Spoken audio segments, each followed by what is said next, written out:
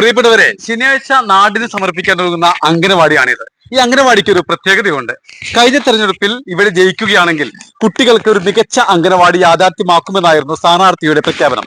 വർഷങ്ങൾക്കിപ്പുറം ആ അംഗനവാടി യാഥാർത്ഥ്യമായിരിക്കുകയാണ്. വനിതാ ജനപ്രതിനിധിയുടെ അമ്മയുടെ പേരിലുള്ള അംഗനവാടിയാണ് ഇവിടെ സാക്ഷാത്കരിക്കപ്പെട്ടിരിക്കുന്നത്. നമുക്ക് അംഗനവാടിയുടെ വിശേഷങ്ങൾ കാണാം. ഈ അംഗനവാടിയിൽ കുട്ടിക്കൂട്ടങ്ങൾ ഇനി ആടിയും പാടിയും രസിക്കും. ചുമരിൽ കോറിയിട്ട അഴകാർന്ന വർണ്ണവിസ്മയങ്ങൾ കുരുന്നുകളെ വിരുന്നൂട്ടും. അത്രയ്ക്ക് മനോഹരമാണ് കോട്ടക്കൽ തോക്കാംപാറയിൽ നിർമ്മിച്ച അംഗനവാടി. തിരഞ്ഞെടുപ്പിൽ ഇടത് സ്വതന്ത്രയായി മത്സരിക്കുമ്പോഴായിരുന്നു അംഗനവാടിക്ക് സ്വന്തം കെട്ടിടം നിർമ്മിക്കുമെന്ന ഉള്ളാട്ടിൽ രാഗിണിയുടെ വാഗ്ദാനം. പിന്നീട് 10 ലക്ഷം രൂപയ്ക്ക് 5 സെന്റ് ഭൂമി വിലയ്ക്ക് വാങ്ങി. അമ്മയുടെ നവതി ആഘോഷത്തിന് സമ്മാനമെന്ന നിലയിൽ ഭൂമി കോട്ടക്കൽ നഗരസഭയ്ക്കും കൈമാറി.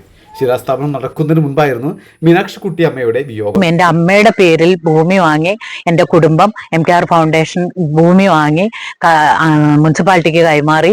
ഇതിന് എന്റെ കൂടെ സഹകരിച്ച എന്റെ സഹപ്രവർത്തകരോടും എന്റെ നാട്ടുകാരോടും എന്റെ കുടുംബത്തിനോടും ഞാൻ അതിയായ നന്ദിയും സ്നേഹവും അറിയിക്കുന്നു. കളിസ്ഥലം, ഹാൾ, അടുക്കള, ശുചിമുറി തുടങ്ങിയ സൗകര്യങ്ങളോടെയാണ് അംഗനവാടി ഒരുക്കിയിരിക്കുന്നത്. നഗരസഭയുടെ തനത് ഫണ്ടായ 27 ലക്ഷം രൂപയാണ് ചെലവ്.